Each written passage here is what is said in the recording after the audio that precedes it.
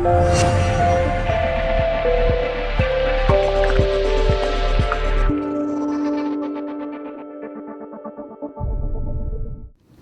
Gazivota nuk ka qenë objekti i diskutimit.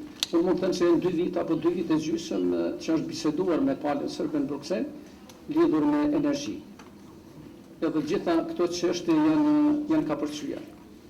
Licei Gazivotës është licej i cili mbi 80% është në territorin e Republikës Kosovës, është e vërtetë se një pjesë është në territorin e Serbisë, mirë po marrëveshja është arritë për menaxhimin e energjisë. Problemi ka mbetë vetëm që të merremi vesh që të kemi vetëm një operator i cili do të merr është përndarjen e energjisë elektrike në vend, që mos kemi operator të tjerë. Nuk është çështje e cila konsideroj se mund të zgjidhet shumë lehtë, por është çështje në cilat janë bërë hapa shumë të mëdha. Ajo që është dhënë opinion lidhur me pronësimin e Gazivotës është çështje që nuk është diskutuar.